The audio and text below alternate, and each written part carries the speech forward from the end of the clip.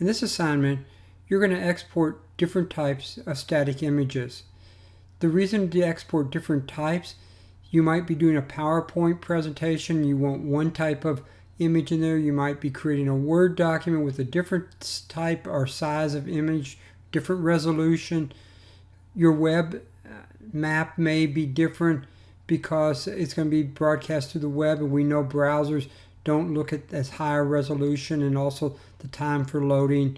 So there's lots of reasons to create different size images. These images include things like PNG, TIFF, JPEG, as well as PDFs, which might be sent around to people so that they don't make modifications of them. They're at whatever resolution that you want them to be at. So in this assignment, you're going to export different types of images, and the more efficient that you can do it by using looping functions or other features, the more points that will be awarded.